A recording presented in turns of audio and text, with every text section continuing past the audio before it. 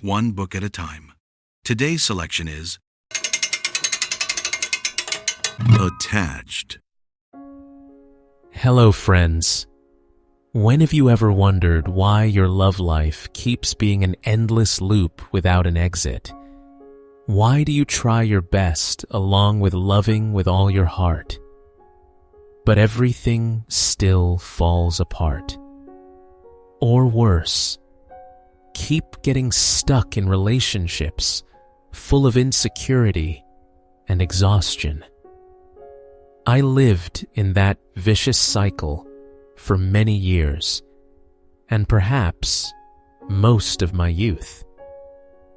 Looking back at past love affairs, the constant general feeling was a terrible insecurity, when always wondering if I was good enough, along with being worthy of love. Loving someone was like being on a paper boat in the middle of the ocean, when big waves were always waiting to submerge it.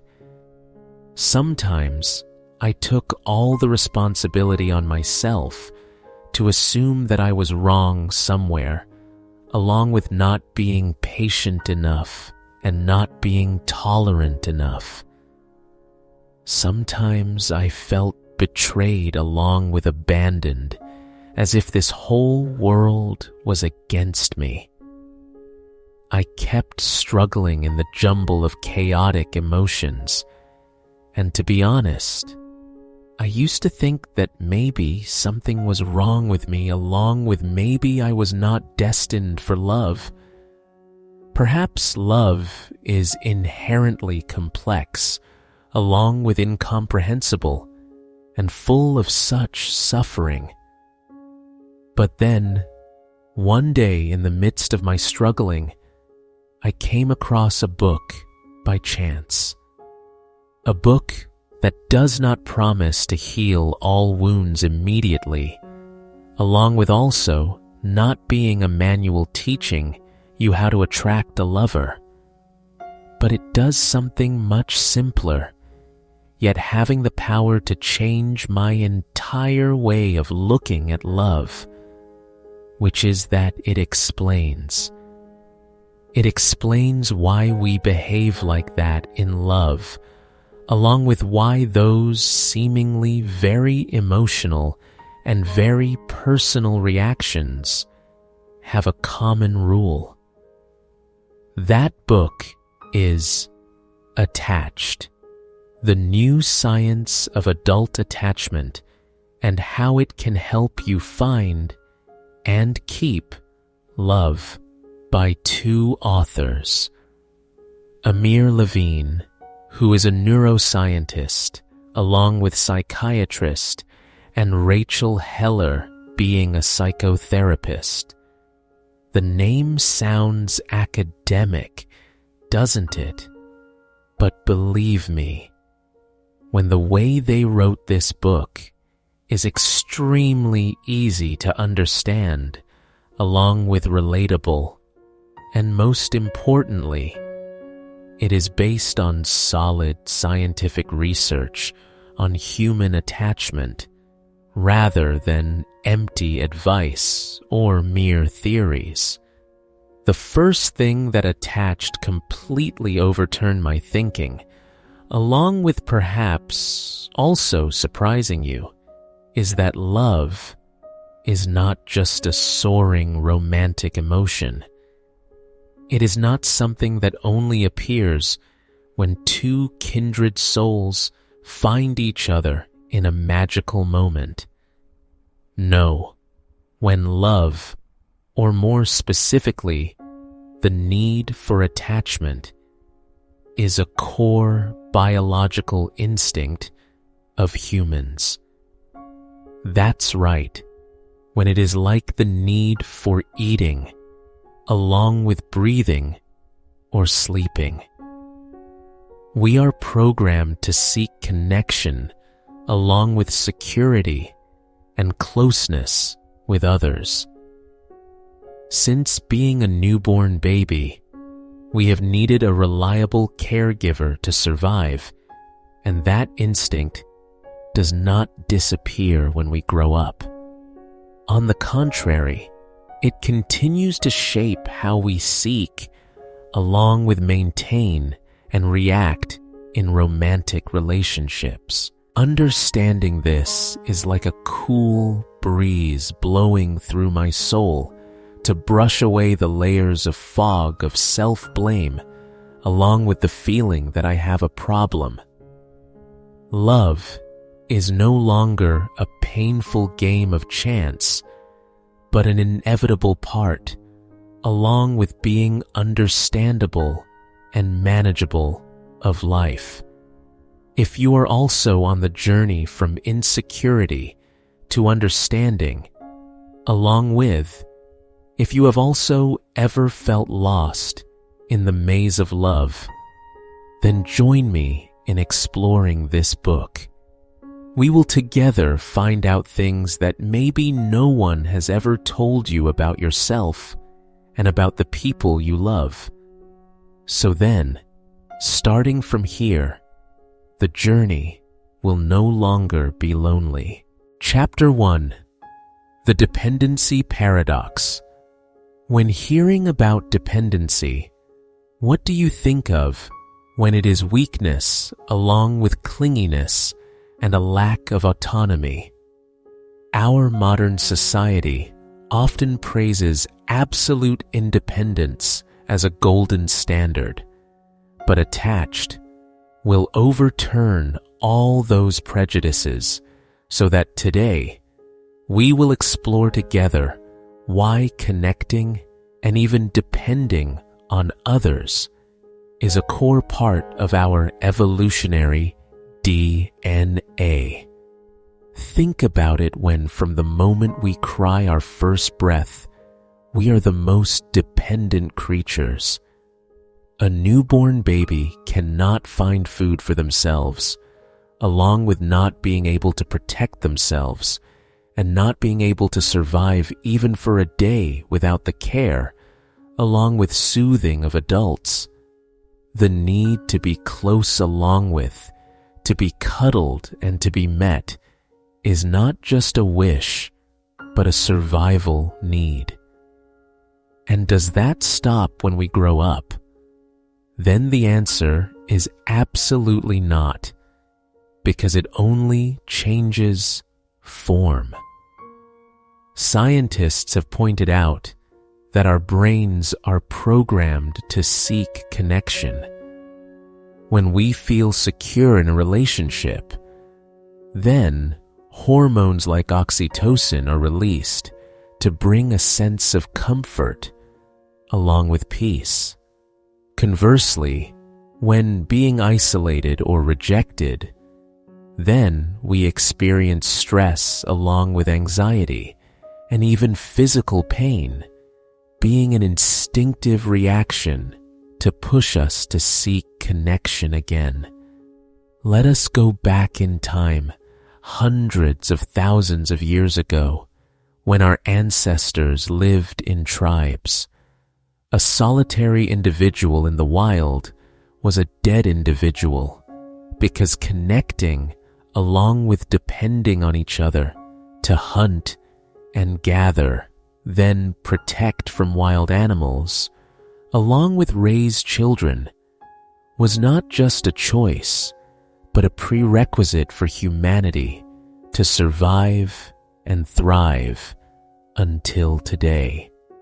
Therefore, the need for connection, along with the need for dependency, is not a mistake or a weakness in our design, but it is an evolutionary masterpiece.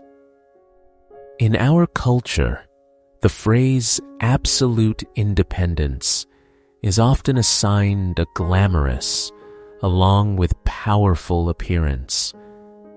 We are taught that we must stand firm on our own feet, along with not relying on anyone and not letting emotions affect. Then be really tough. I used to be very proud of saying, I don't need anyone because of thinking that it was an expression of strength. But let us be honest with each other.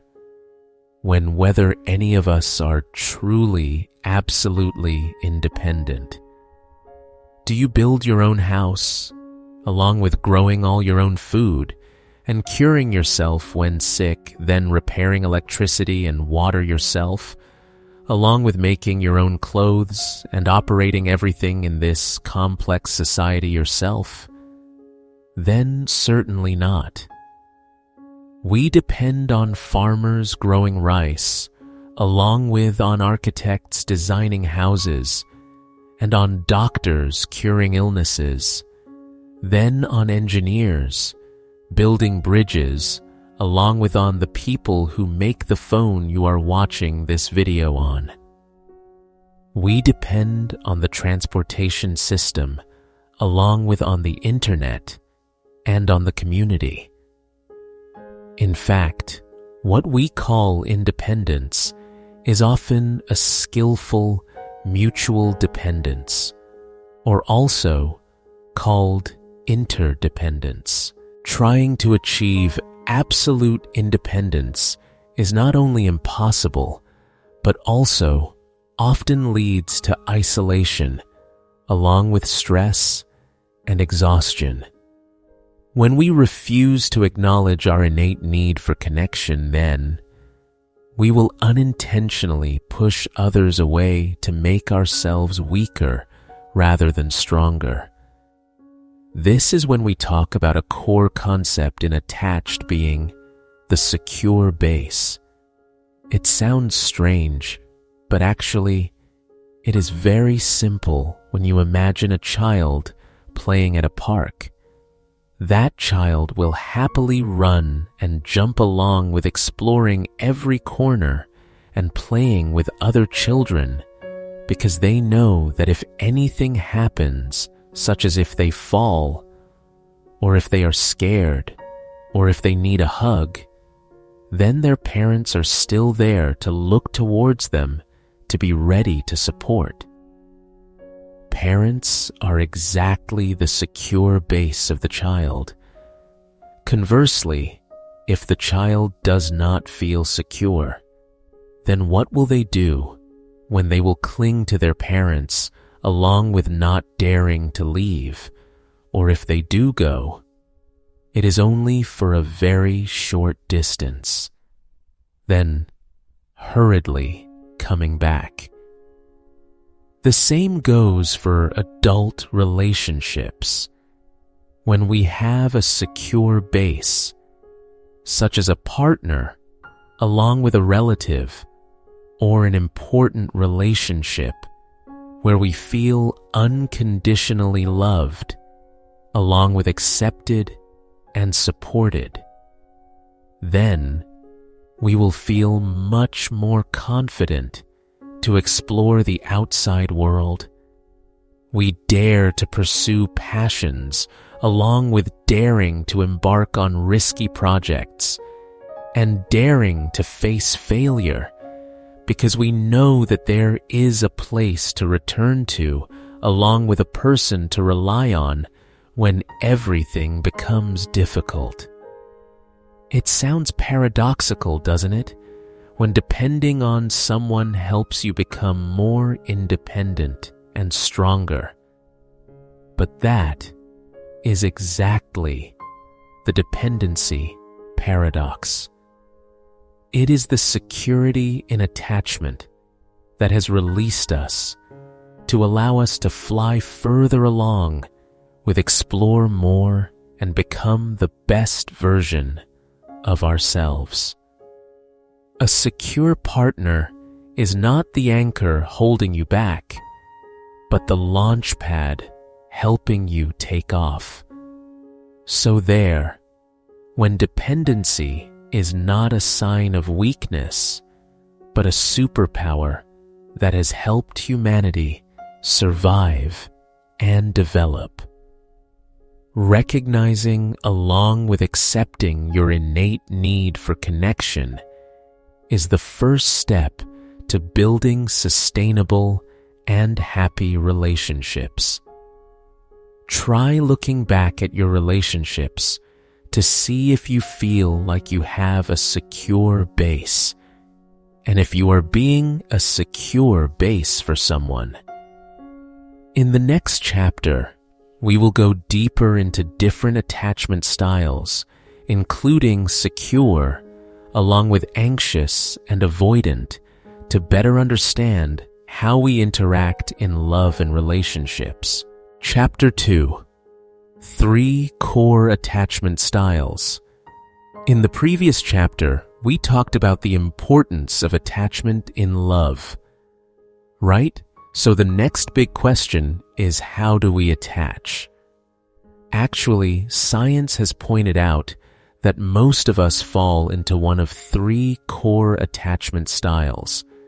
Think of these as 3 different operating systems that our brains use to process romantic relationships. Understanding these 3 styles, I bet you will reevaluate many relationships around you, and even your own. The first style, and perhaps the one that many of us, including me, have seen ourselves in, is the anxious group. The key word here is a fierce longing for closeness. People in this group truly want to be with their partner, along with wanting to feel loved and constantly reassured. But accompanying that longing is an extremely high sensitivity to rejection. A slow reply message, along with a distracted look or a casual remark, can all be interpreted by their anxious brain as the fact that I am about to be abandoned. They easily feel insecure, along with doubting their partner's feelings, and often tend to seek constant reassurance. Sometimes they will test if you still love them, unconsciously create small dramas to attract attention. This is not a type of person who likes creating drama because actually they are just struggling with the fear of being left alone, along with a deep belief that they are not good enough to be loved fully. Completely opposite to the anxious group is the avoidant group. If the anxious group craves closeness, then the avoidant group values independence above all. They love their freedom, along with loving their private space. And when a relationship becomes too intimate or too close, then they will feel suffocated, just like being stuck in an invisible cage.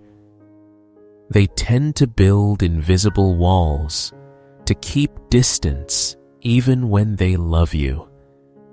They can be very attractive, along with very talented people, but when things go deeper, then they start looking for ways to withdraw, such as being busier along with sharing less, or even making excuses not to meet. Avoidant people often have a belief that they do not need anyone, or that others are too bothersome or too dependent. They do not like conversations about deep emotions and often avoid conflict by ignoring it or changing the subject. They may love you sincerely, but they are not good at expressing intimacy or handling intense emotions in a relationship. And last but not least is the secure attachment group. The name itself sounds secure, doesn't it?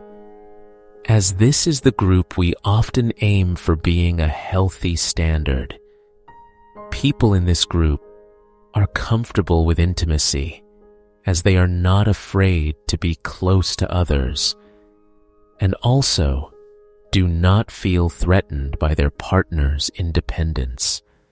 They believe in their love and that of their partner, while they can express emotions clearly along with directly.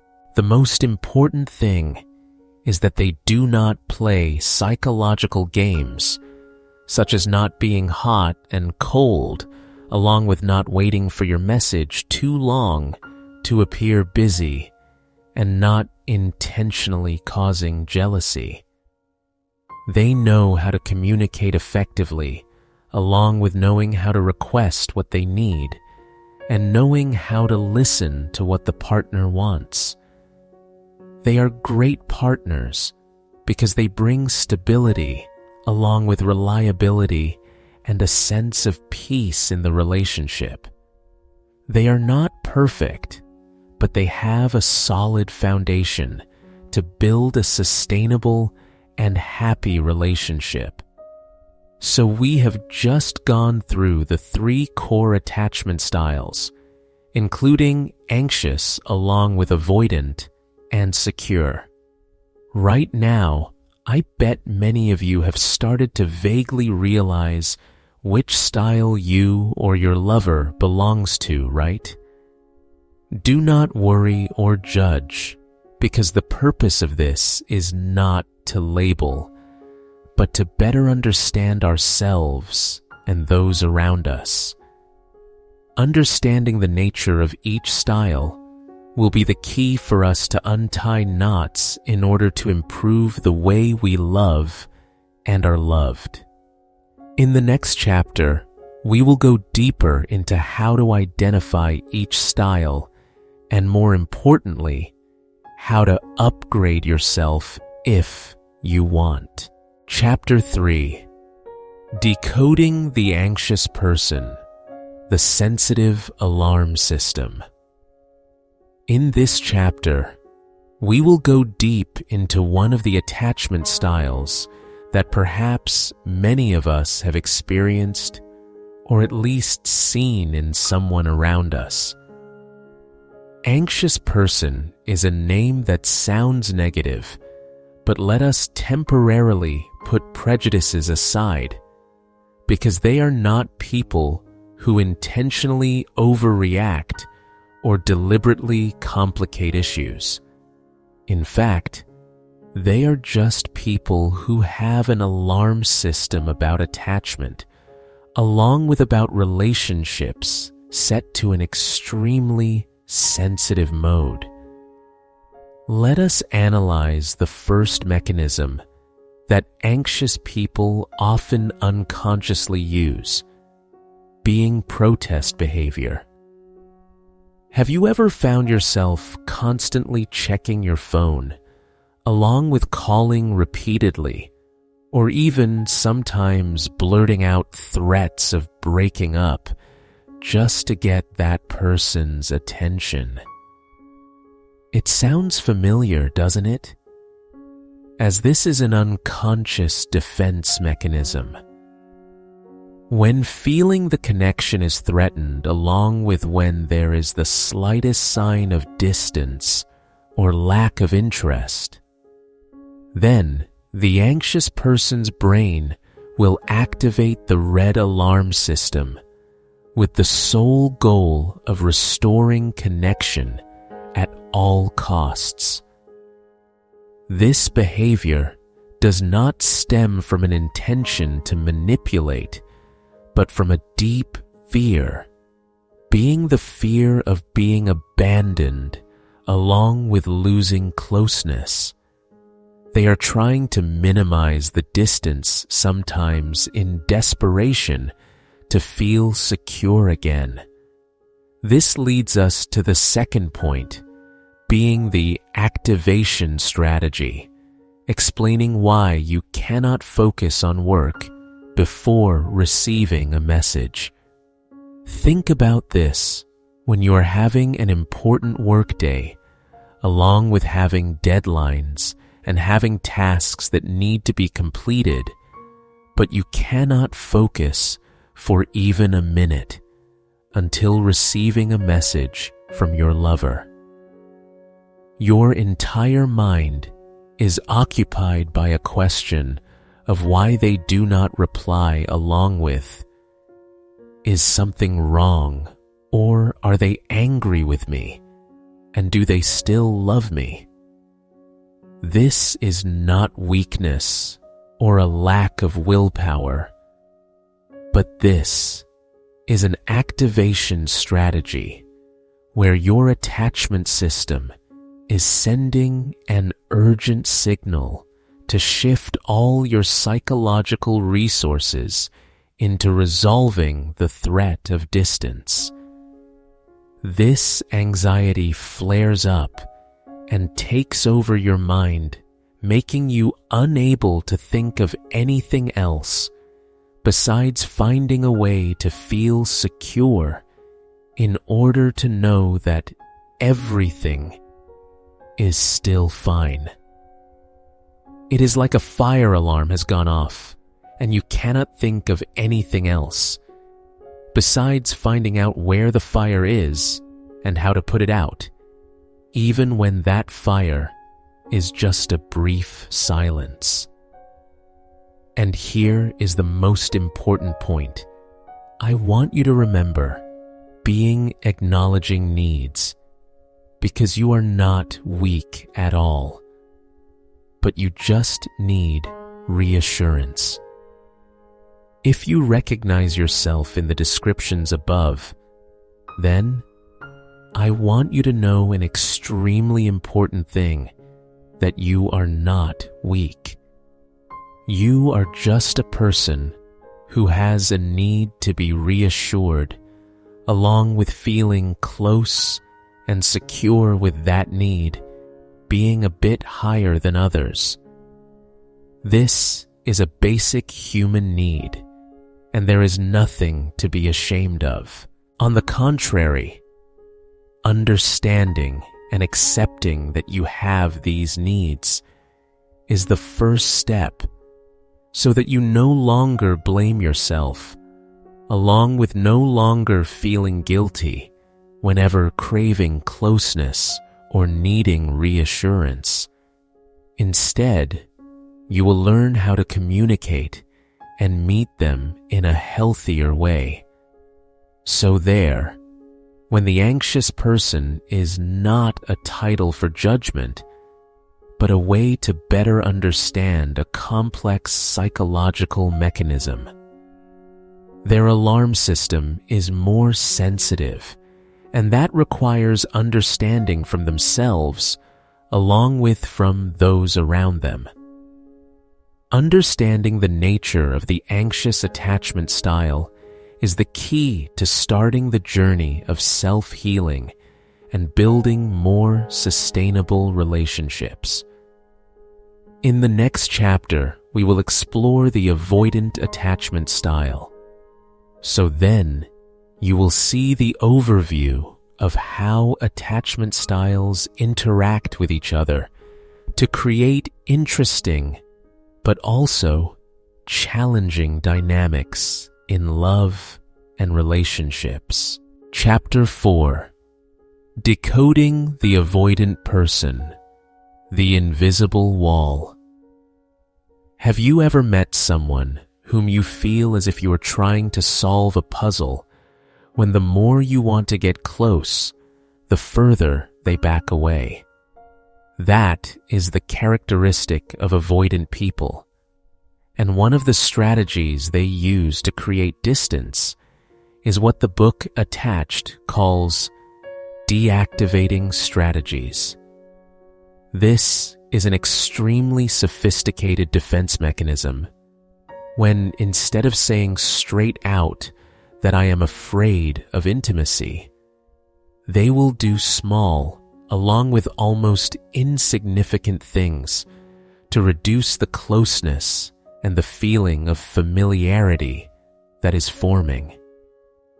Imagine you are having a good relationship, along with everything is progressing very sweetly.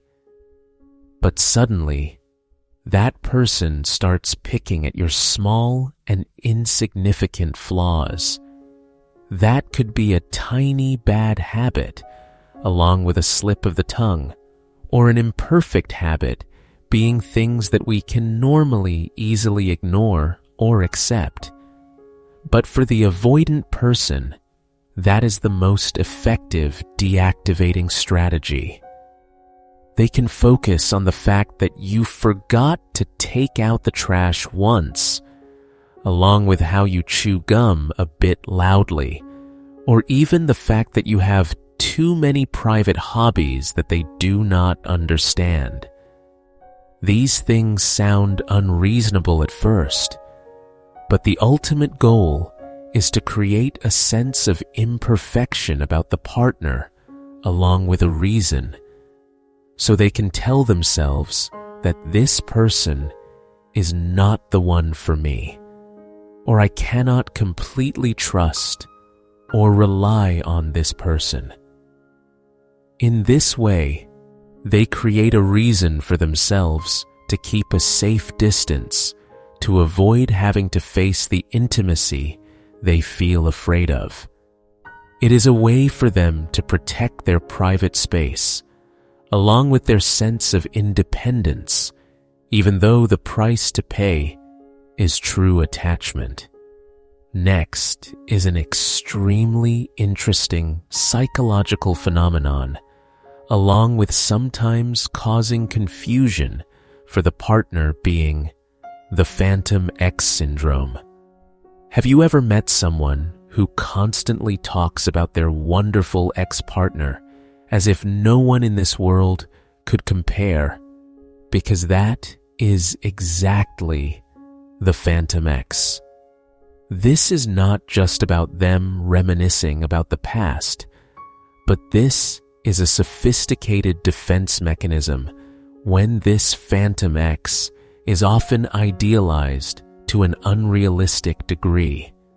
They are wonderful, along with perfect, and understand the avoidant person more than anyone else. But most importantly, they are no longer here.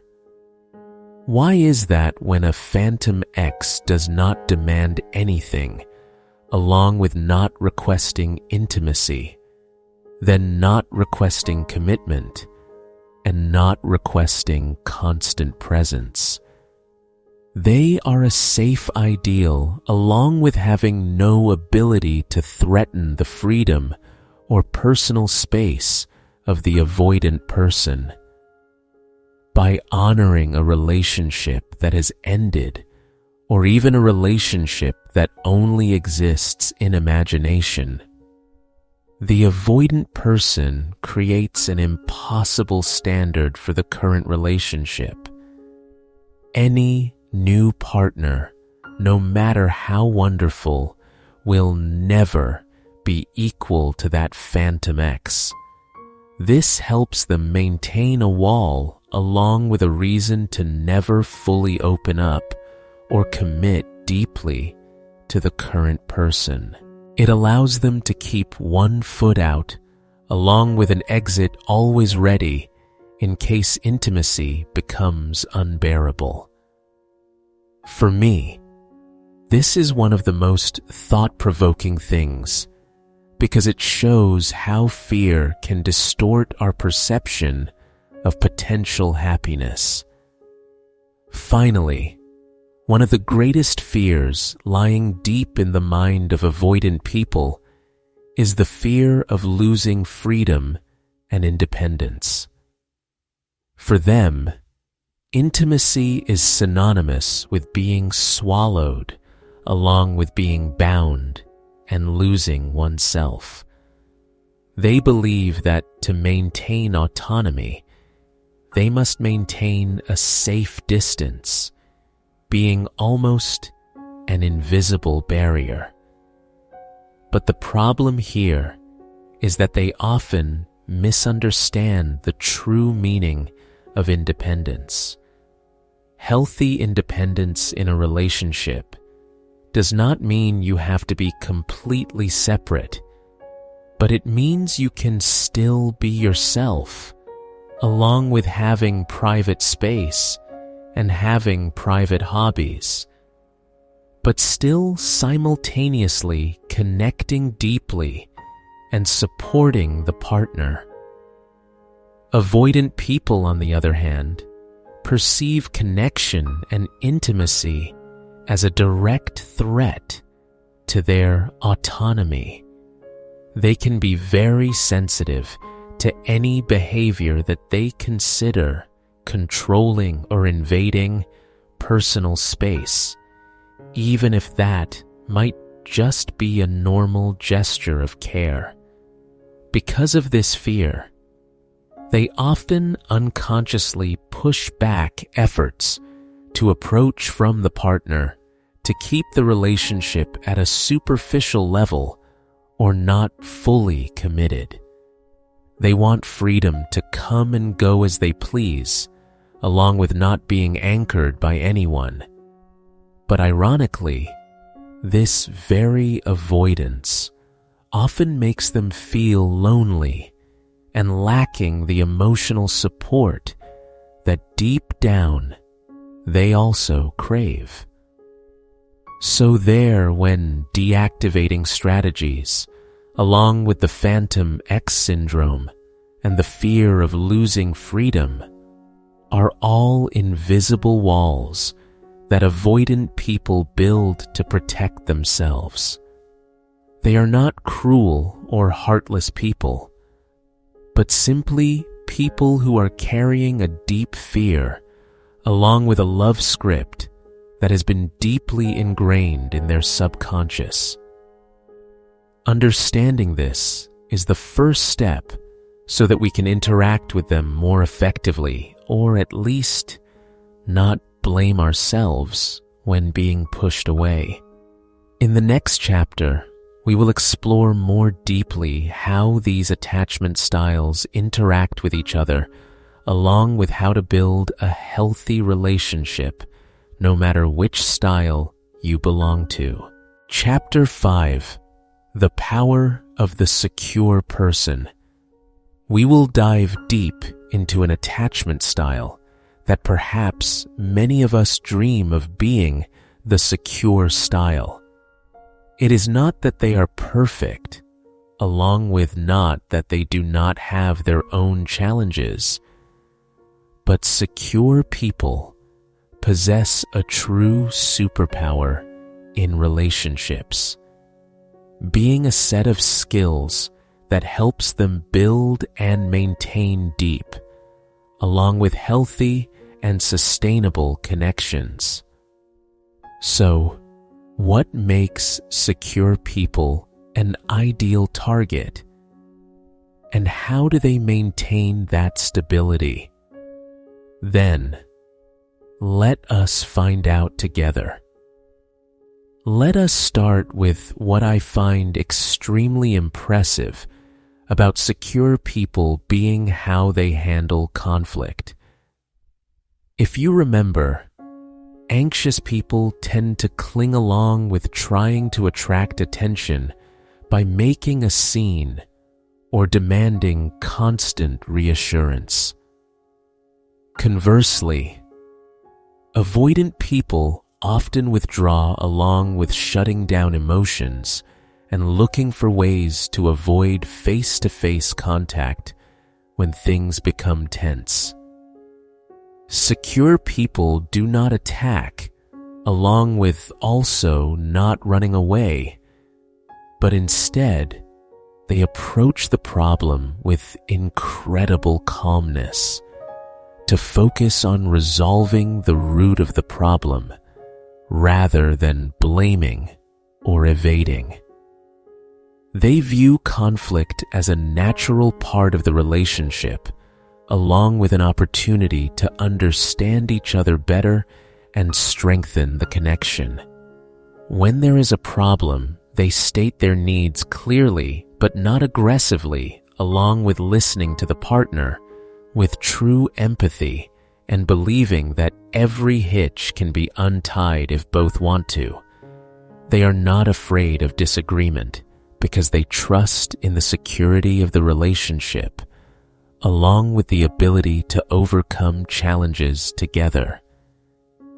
This is an extremely important quality because differences always exist, and how we handle them is what determines the longevity of love. Next is the secure buffer effect, helping them soothe the fears of anxious and avoidant people. This is a concept that I really like, so I call it the secure buffer. Imagine when an anxious person is drowning in a sea of worry that they are not good enough or will be abandoned, or an avoidant person is building a defensive wall to protect independence. Then the secure person has an uncanny ability to soothe those core fears of both remaining attachment styles.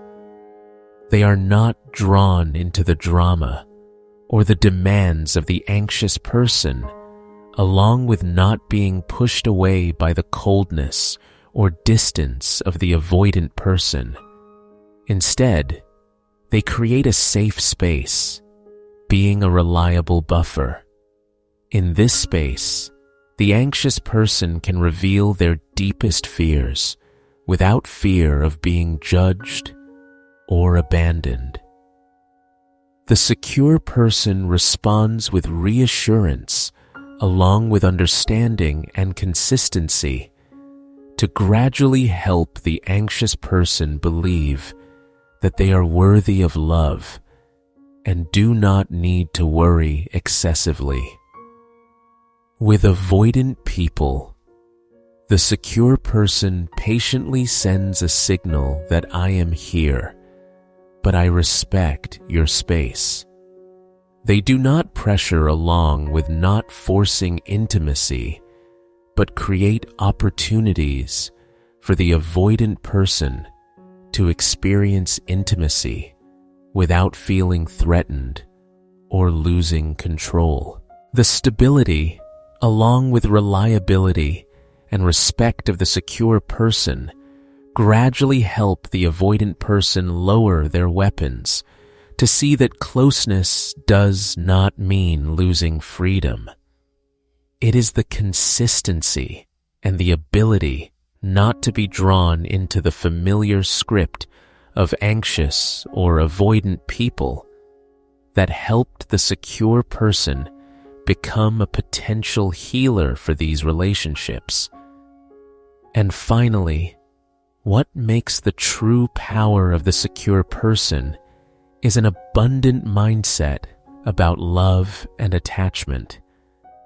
While anxious people often believe that love is scarce, along with being something to fight for and fearing its loss, while avoidant people believe that love is a threat to personal freedom, then secure people perceive love as an abundant flow, along with always being available and reliable.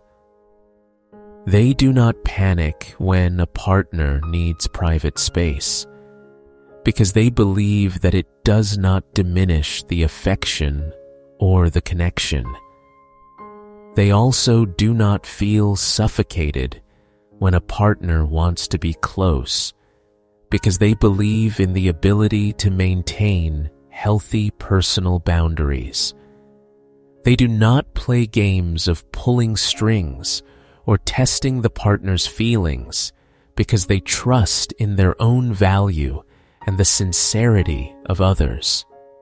This mindset helps them continuously give without fear of running out, along with receiving without feeling indebted or controlled. They believe that the world has enough love, along with enough care for everyone, and connection is not a war over resources. That is the foundation for stability, along with trust and growth in every relationship they participate in. you see that secure people are not people who never encounter problems. They still have emotions, along with still having bad days, but they have a powerful toolkit to navigate those challenges, being an internal compass that helps them always find their way back to security and healthy connection. And the great thing is, we can completely learn and develop these traits in order to not only have better relationships, but also to have a more peaceful inner life. The secure person is an ideal role model, not because they are perfect, but because of the way they approach and maintain love with clarity, along with reliability and a heart that believes in the abundance of affection. They are living proof that attachment can be both deep and free, then both secure and mature.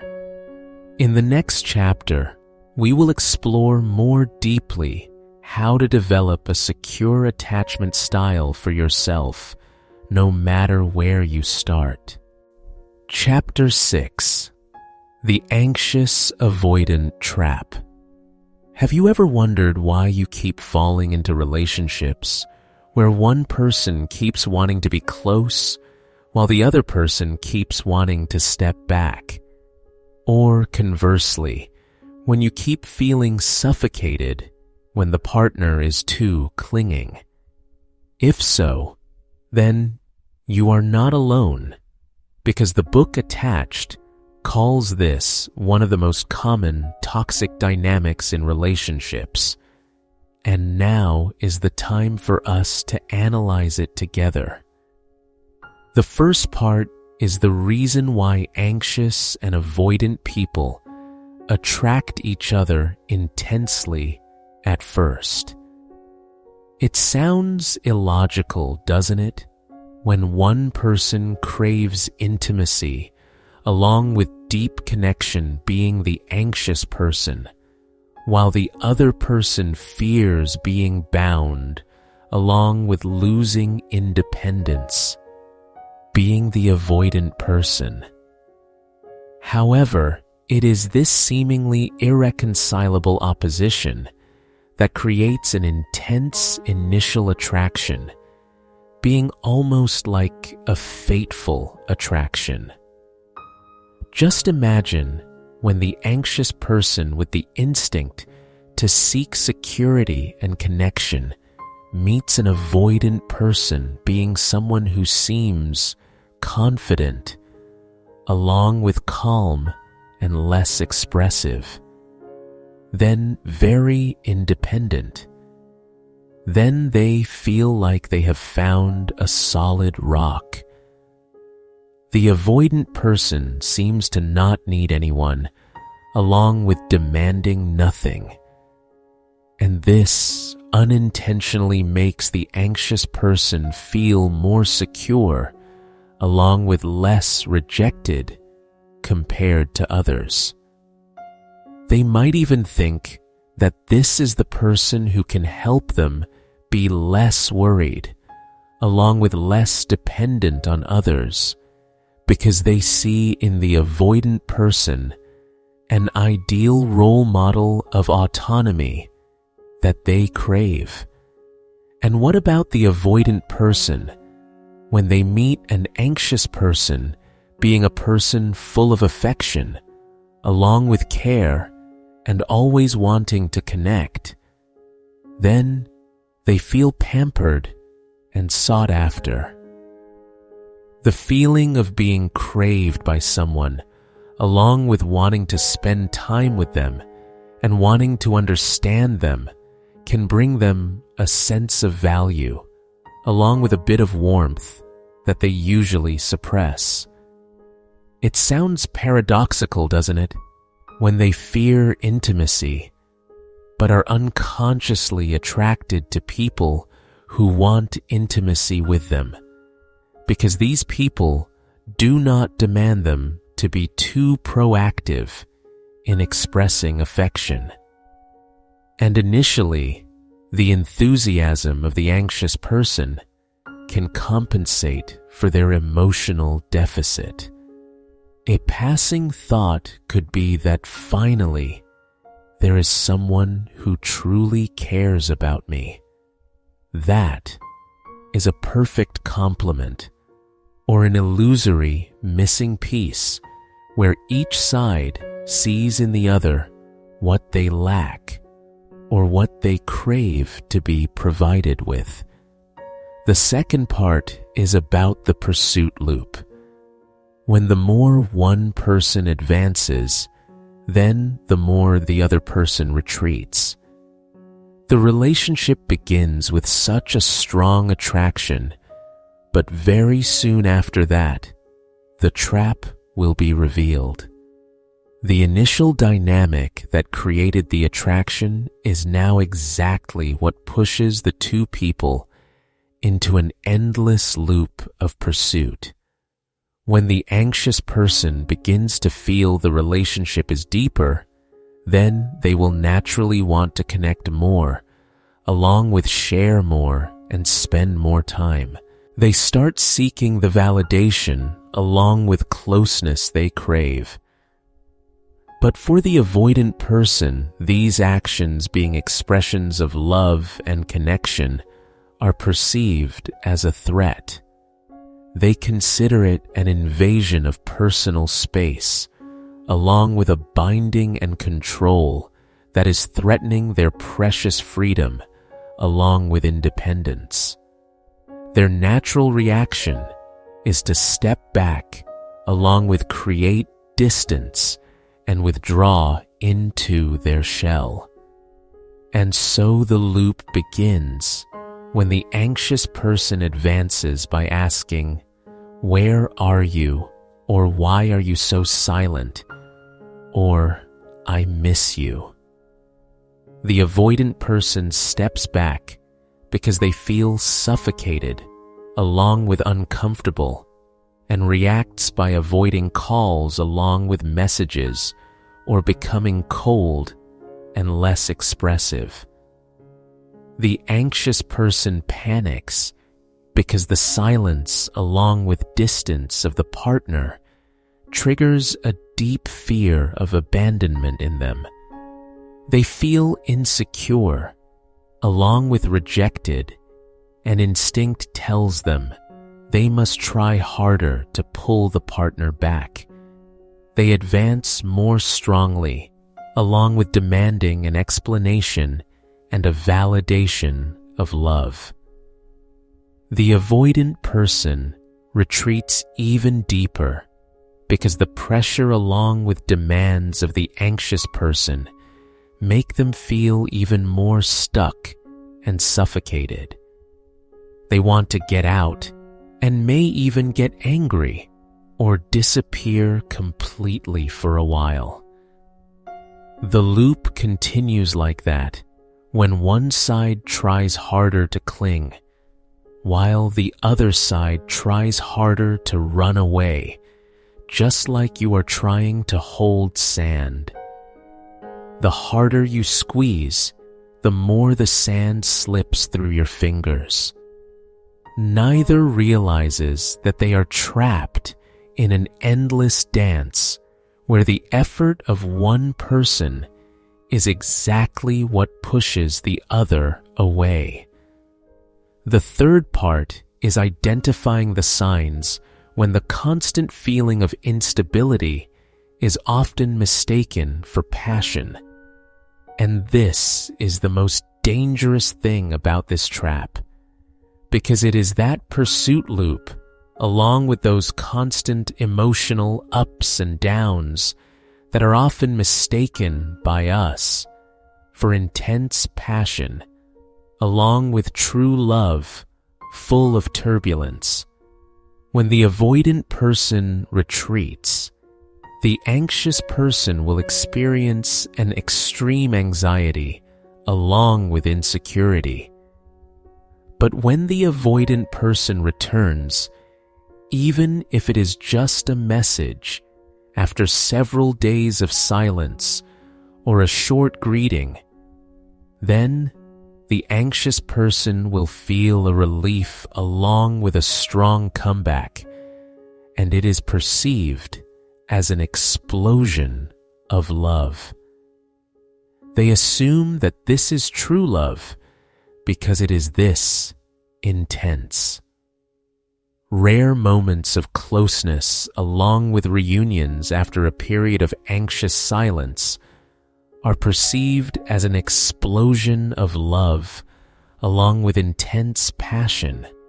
Our brain, in a state of stress and then being soothed, will release dopamine and happiness hormones, extremely making us feel like being on cloud nine.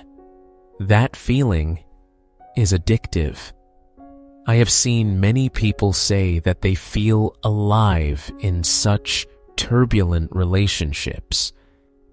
The feeling of instability, along with arguments, then making up and emotional dramas that seem to only exist in movies, are labeled as the spice of love.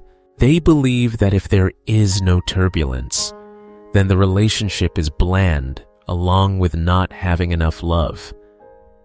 But that is not healthy passion, friends, because it is the craving for soothing fear, along with the release of the nervous system after a period of extreme stress. That is a form of emotional addiction rather than a peaceful, along with deep and secure love, being the kind of love that both truly deserve to have. In fact, it is eroding us from the inside, making us exhausted and losing faith in love. Recognizing this trap is the first step to getting out. It requires courage to look straight at the truth, even if that truth may shatter the illusion of a fateful love that we have drawn ourselves. In the next chapter, we will dig deeper into how to break this vicious cycle, along with specific steps that both anxious and avoidant people can take to find a more secure and healthy relationship. Chapter 7: Effective Communication, the Attached Way. This chapter is exactly about learning how to express your needs clearly, along with, frankly, without turning it into an argument or an endless battle. All of us have experienced the feeling of wanting to say something, but then turning it into an accusation. And the result is the partner getting defensive, making both sides not understand each other, while bringing more frustration upon ourselves, right? The golden rule here is to state needs directly instead of accusing the partner. And this is the core of attached style communication.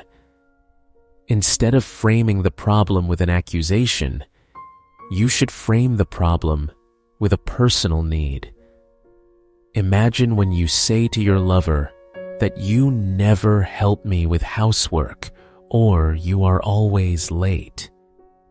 Then, it sounds like a generalized accusation, along with a character assassination, right?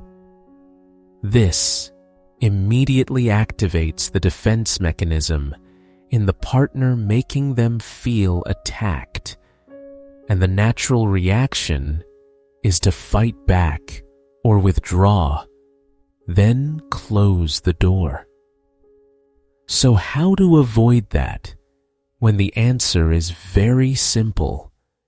Being to speak your needs directly and start with your feelings.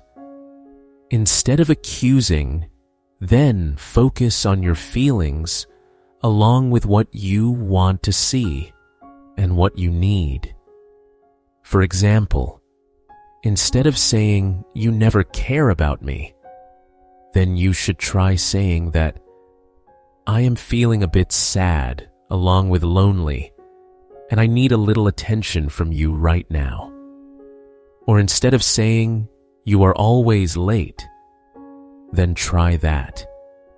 "I feel anxious when you arrive late, so I need you to notify me in advance if possible to arrive on time." You see the difference? Right when you say "I need" or "I feel," you are sharing your feelings along with your needs to frame the issue, rather than placing blame on the other person. You are opening a door for the partner to step in and solve it with you instead of building a defensive wall. Another aspect is how to detect an incompatible person through their reaction to your needs, being an extremely important point that Attached emphasizes. When you have courageously expressed your needs clearly, along with sincerely, and without accusation, then the partner's reaction is a great test for your relationship, along with for that person's compatibility with you. A compatible partner, along with someone who truly loves and cares for you, then someone willing to build a secure relationship, will listen along with, try to understand, and find ways to meet your needs, or at least discuss with you to find a solution or compromise. They may not be perfect, along with not always doing it right, but they will have the will to do it right in order to want you to feel met. But if your partner has reactions such as dismissing your needs by saying you are overreacting or mocking it with the phrase, "What nonsense sulking is this again?" or assuming you are making a big deal, and worse, turning it into your fault by saying, "If you keep demanding like that, then who can stand it?" Then that is exactly when you need to look back. This is not your fault for having needs, because everyone has needs. But this is a sign that they are unable or unwilling to meet the basic needs of a healthy relationship. They may be someone with an avoidant or overly anxious attachment style, but more importantly, they are not capable of creating a safe environment for you. And that is a very big red flag about long-term incompatibility.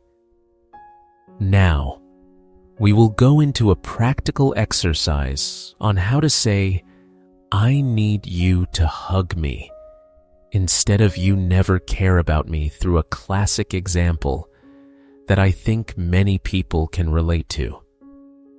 Suppose you are having a bad day at the office, or simply feeling a bit down and really need closeness along with comfort from your lover. The way of communicating that causes war by accusing is you sitting there, then sighing, and hoping that person will realize by themselves, but they do not realize, making you frustrated, then finally blurting out that "you never care about me," or "you never notice my feelings." This way is bad because it generalizes with the word never being a too big accusation, along with unfair and inaccurate. It is also not clear, making that person not know exactly what you want them to do, because caring can be many things. Finally, it causes hurt because such accusations will immediately make them feel attacked, along with blamed, and a defensive reaction is inevitable, making them immediately deny and possibly turn around to criticize you. In contrast is the attached communication way, by expressing needs when you take a deep breath. Then look into that person's eyes and say sincerely, along with a bit vulnerably, that I am feeling a bit sad, along with lonely, so I need you to hug me a little. The power of this statement lies in expressing true feelings about the current state, along with specifying the need with an action that can be performed immediately, being a hug. At the same time, it shows vulnerability, showing that you are trusting along with opening up in order to invite connection and love. Do not worry if at first it is a bit awkward or you feel weak when saying it, because it is a new skill and it takes time to master. But believe me, when sincerity along with clarity is always the key to creating a safe environment where both can express needs without fear of being judged or attacked.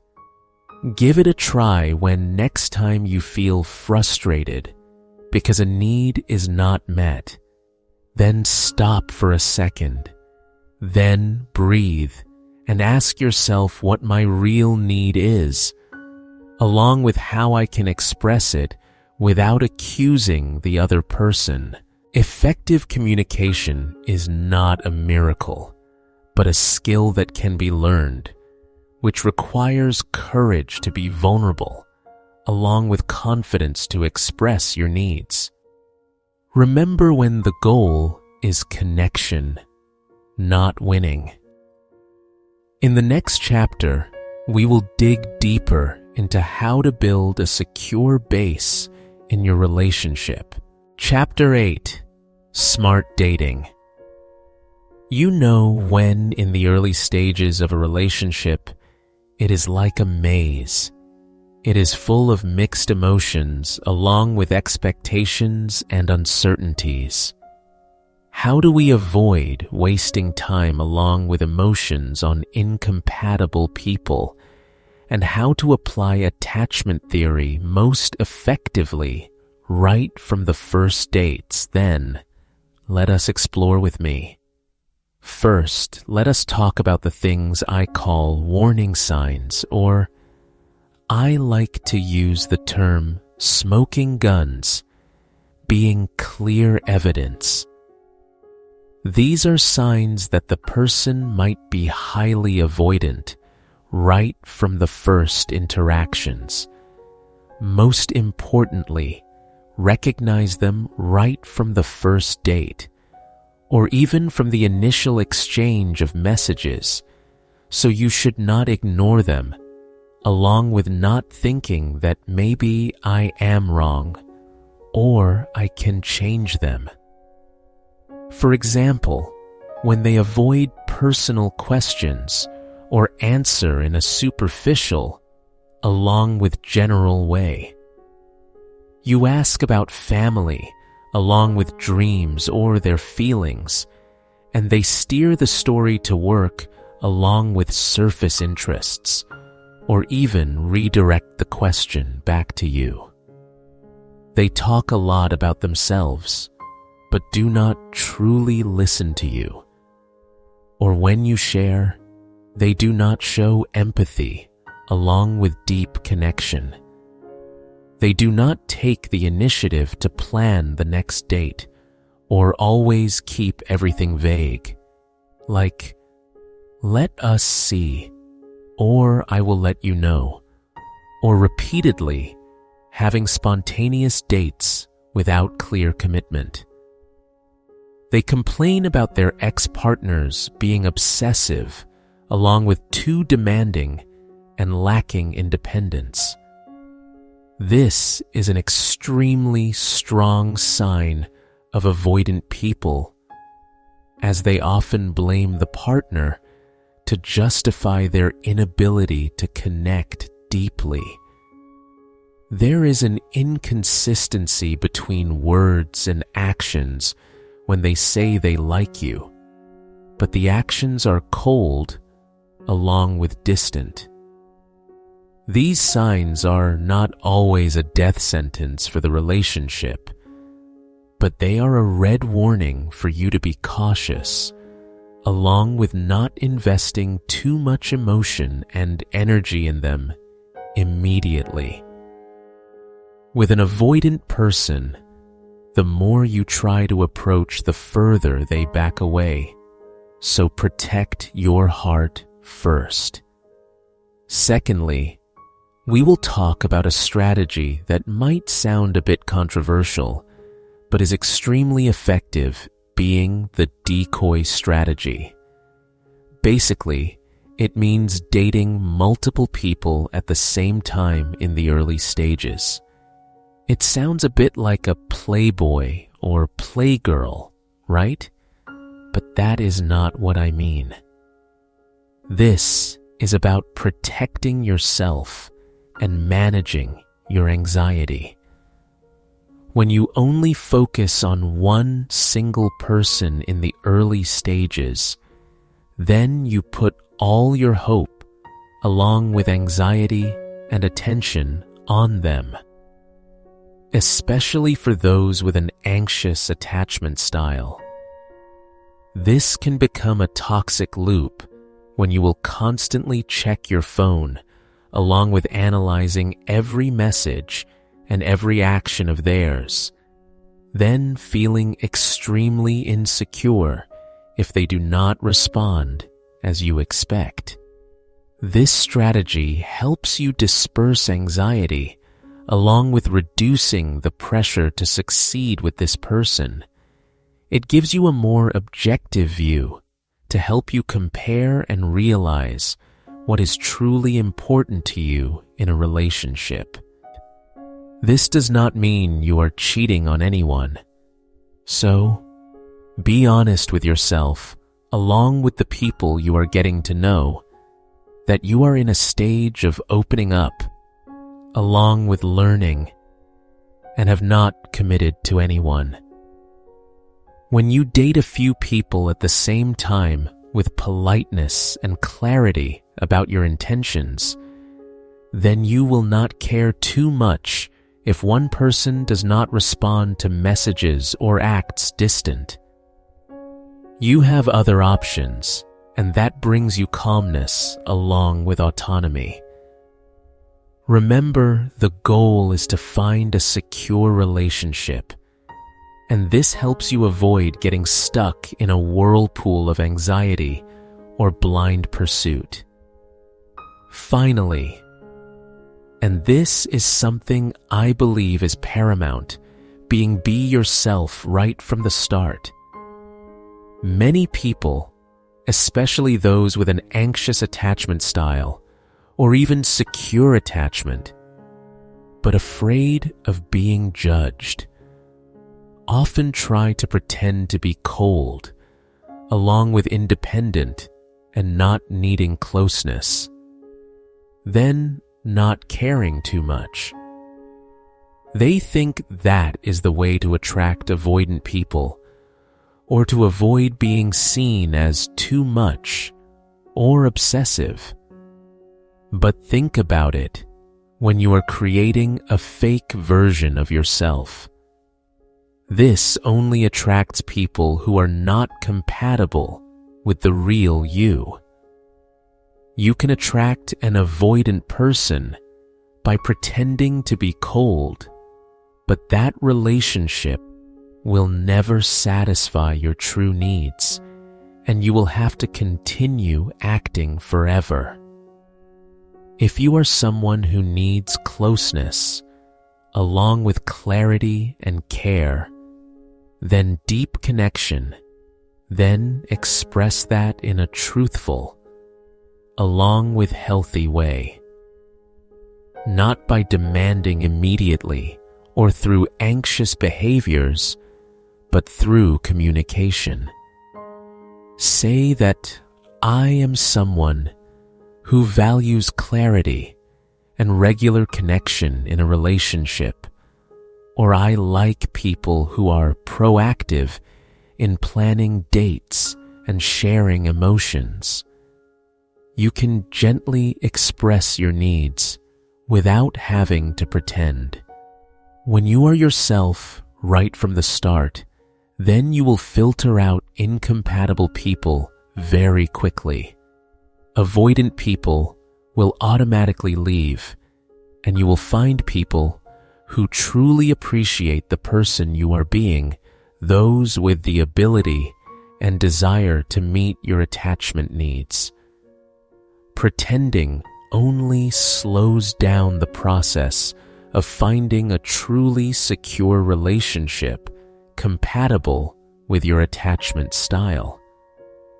So there, when 3 strategies to date, smarter and apply attachment theory to the early stages of a relationship, include identifying the smoking guns of the avoidant person, along with using the decoy strategy consciously, and most importantly, being true to yourself, along with your genuine attachment needs.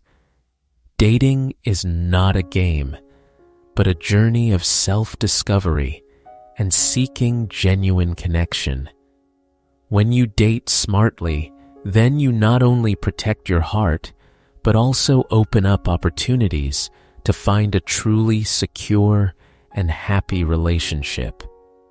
In the next chapter, we will go deeper into building and maintaining security in a relationship that has already begun. Chapter 9: Handling Conflict and Arguments. You know when conflict is not necessarily a sign of a bad relationship. On the contrary, the way we resolve conflict is exactly the measure of the health of that relationship. So let us see how people belonging to different attachment styles usually react when hostilities break out. First, let us talk about the anxious person. When conflict breaks out, their emotions usually surge very quickly and strongly. The heart beats fast along with rapid breathing, and a vague fear of being abandoned can creep into the mind. They may feel extreme anxiety along with wanting to resolve everything immediately, and even forcing the partner to agree or give them reassurance instantly. That pressure sometimes makes them say things that can cause hurt or become too needy for resolution to the point of making things worse. However, the golden key here for the anxious person is learning how to pause when emotions surge. I know this sounds difficult and almost goes against your instinct when you just want to resolve it right now. But believe me, when you feel your emotional brain is taking control, then that is the time you need a moment of silence. Practice breathing deeply, along with counting from 1 to 10, or even walking out of the room for a moment. More importantly, you must clearly inform the partner when you can say that I am feeling overwhelmed, along with unable to think clearly right now. So I need 5 to 10 minutes to calm down, and we will come back to talk. This is not evading, but a smart tactic to avoid saying words that you will regret later while giving you space to rearrange your thoughts and emotions. The goal is to return to the discussion with a calmer and more effective mindset. Next, let us look at the avoidant person. In contrast to the anxious person, the usual reaction of the avoidant person when there is conflict is to withdraw. They may become cold along with silent or even walk out of the room without saying a word. For them, conflict is often perceived as a threat, along with an invasion of personal space or an attempt to control them. Escaping is the only way for them to feel safe and maintain independence. But this makes the anxious partner even more insecure and feel abandoned in order to form a vicious cycle that is hard to escape. So the solution for the avoidant person is the commitment to return to the discussion instead of leaving forever. I understand that facing conflict can make you feel extremely uncomfortable and want to get out immediately. But withdrawing completely or disappearing can destroy trust and security in the relationship. Learn how to communicate your needs clearly and commit to returning. You can say that I feel overwhelmed right now, along with needing a little time to think. So, can we talk again tonight at 8 o'clock? Or I need to take a walk for a bit to calm down. Then we will continue talking after half an hour. This gives your partner the reassurance that the discussion will not be left unfinished, and the problem will be resolved while you also have the necessary space to process your emotions without hurting the relationship. Remember that leaving forever only deepens the gap. And here is the golden rule for all of us, no matter which attachment style you belong to. Being focused on solving the problem, not winning or losing.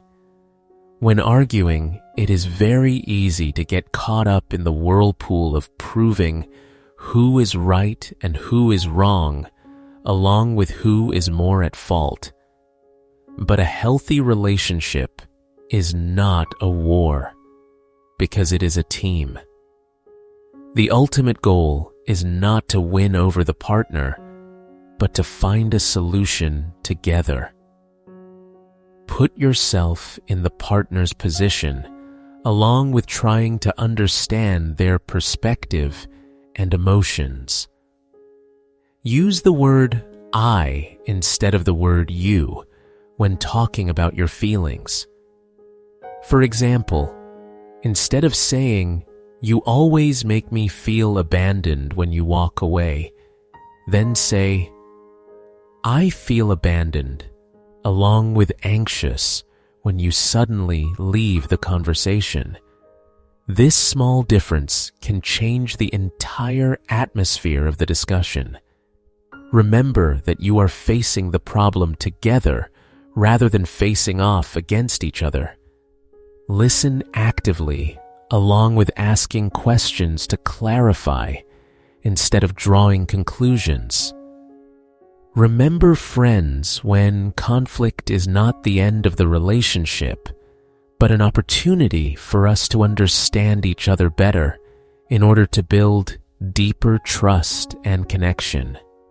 By applying these things, like learning how to pause when emotions surge, along with committing to return instead of leaving, and always focusing on solving the problem, then we not only resolve conflict more effectively, but also create a solid foundation being a secure base for our relationship.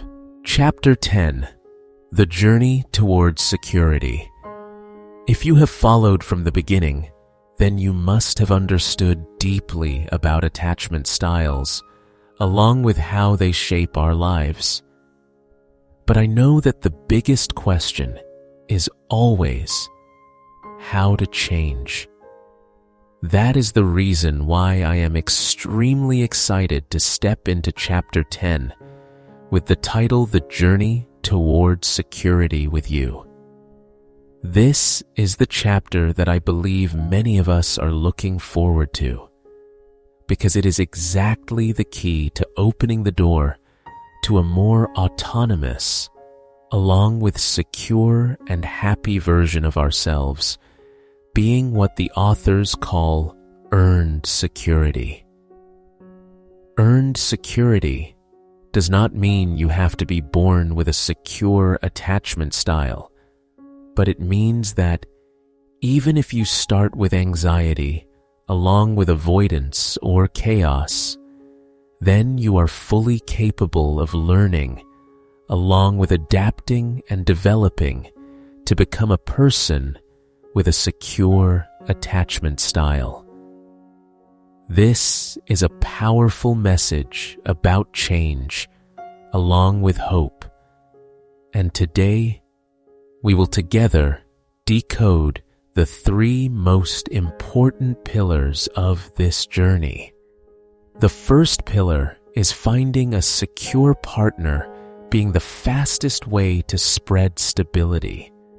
It sounds simple, but this is one of the most effective ways to start transforming your attachment style. When we interact frequently with a person who has a secure attachment style, then our brain begins to imitate them, just like learning a new skill by observing and practicing after a person who is good at it. A secure partner is someone capable of emotional co-regulation when they can stay calm in the face of your anxiety without being drawn in to help you return to a balanced state. They are also people who respect boundaries when understanding and respecting your need for space or closeness without feeling threatened. Besides, they communicate clearly by expressing their needs along with desires directly, rather than playing guessing games or manipulating. Finally, they are consistent and reliable so that you can trust their words along with actions. So, how to find such a person when it does not necessarily have to be a romantic partner immediately? It could be a close friend, along with a family member, or a mentor, and even a member of a support group. Proactively seek relationships where you feel understood, along with respected and peaceful. Observe how they react, along with how they resolve conflict, then how they express love and needs so that their stability spreads to you little by little. However, I want to emphasize that they are not your savior, because the goal is to learn from them so that you become secure yourself rather than depending on them to feel secure. They are wonderful guides on this path of self-discovery. The second pillar is changing the thought script by identifying the critical voice in the head. This is an extremely important pillar requiring high self-awareness. I believe that all of us have an inner voice running constantly in the head. For people with insecure attachment styles, This voice is often criticisms, along with judgments or negative thoughts about themselves and relationships. If you belong to the anxious type, then that voice might whisper that you are not good enough, or they will leave you, or you are too weak and demanding. If you belong to the avoidant type, then that voice might say that you do not need anyone, or closeness will hurt you, or relationships are a burden. The first step is identifying it by listening to the automatic thoughts that appear when you interact with others or when you feel insecure. When you hear that voice, then challenge it to see if it is true, along with if there is any evidence that it is true, or if it is just an old fear. Ask yourself if it is useful when wondering if this thought helps me move forward or just holds me back. Finally, see if I can replace it with another thought when instead of thinking, "They will leave me," then try that I am worthy of love and connection. Changing this thought script is like you are rewriting the script for the movie of your own life. It does not happen overnight, but with persistence, then you can retrain your brain to think more positively, along with supportively. Journaling is a wonderful tool to practice this in order to help you catch negative thoughts and challenge them consciously. The third pillar is practicing self-compassion and accepting emotional needs. Often we easily express compassion to others, but are extremely harsh with ourselves. For those who want to achieve security, then learning how to treat oneself with kindness, along with understanding and acceptance, is paramount. Self-compassion means identifying and accepting emotions when instead of judging yourself for feeling anxious along with sad or angry, then say that I am feeling a certain emotion, and this emotion is completely natural along with valid. Comfort yourself when going through difficulties by asking yourself that if my best friend was going through this, then what would I say to them? And after that, say that to yourself. Understand that you are not alone, because everyone has times of being weak, along with making mistakes and having needs. At the same time, you need to accept your emotional needs, because this is an extremely important point. No matter which attachment style you belong to, then you have needs for closeness along with independence and understanding. Then recognition, so do not try to suppress or ignore them. Ask yourself what I am feeling along with what I need right now. Maybe you need a hug, along with a quiet space or a conversation, or simply being recognized for your emotions. Accepting and meeting these needs is not weakness or demanding, but it is a sign of self-love, along with maturity. Secure attachment style is exactly the comfort in expressing and accepting the emotional needs of oneself along with others.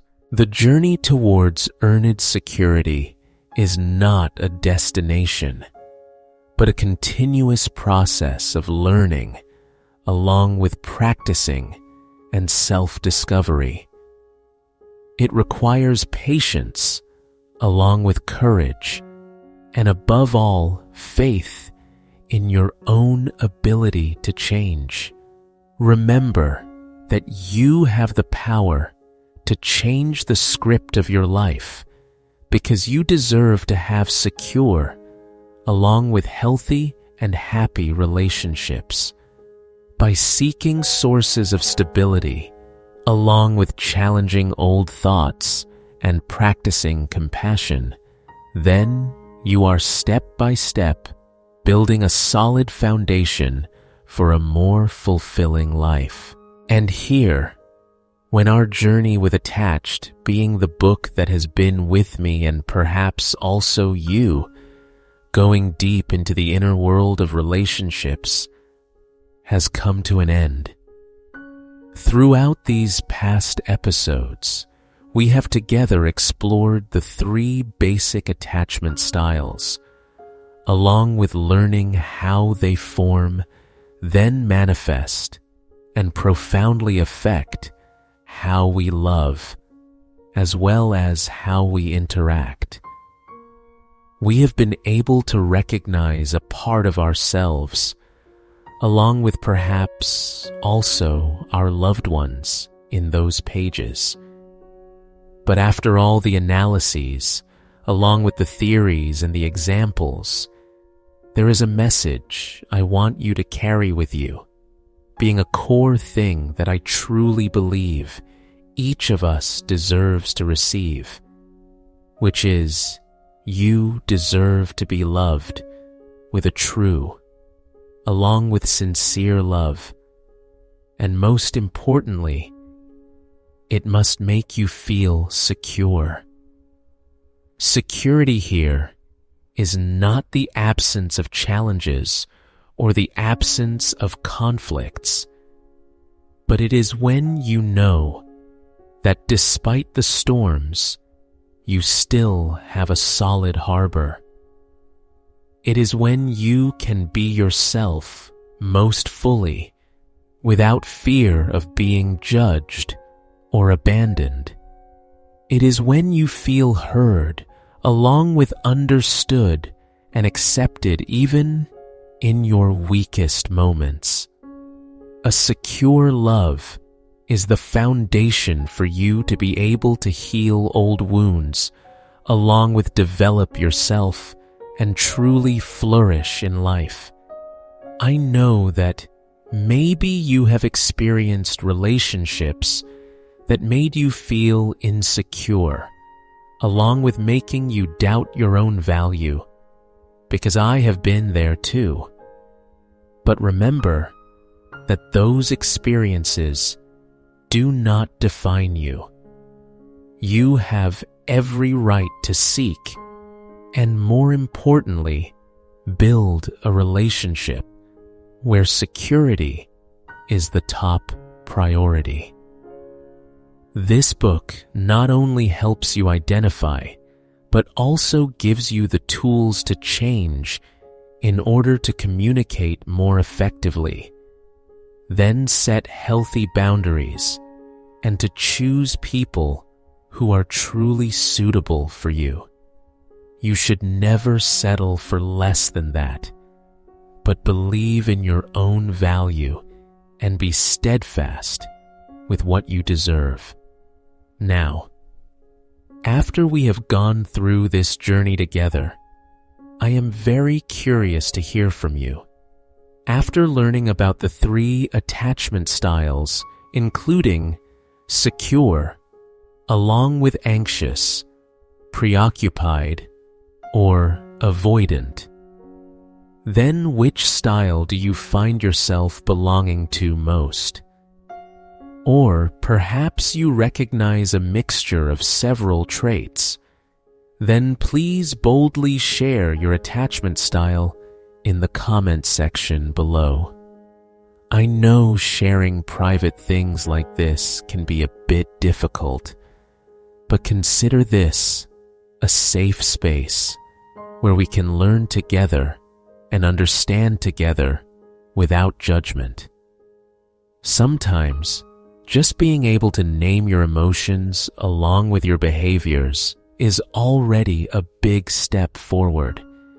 And you know when you share you are not only helping yourself, but also helping many others who are reading the comments so they see that they are not alone. Let us build a community together where we can support each other on this journey of self-development. If you find these shares helpful, along with if you feel connected and want to continue the journey of self-discovery, then applied psychology, along with other mind-enlightening books with me, then do not forget to press the subscribe button and the notification bell icon next to it. Thank you very much for taking the time to watch this entire video. Hope that the book and my analyses have brought you fresh perspectives along with useful tools to build healthy, along with secure and happier relationships. See you again in the next videos.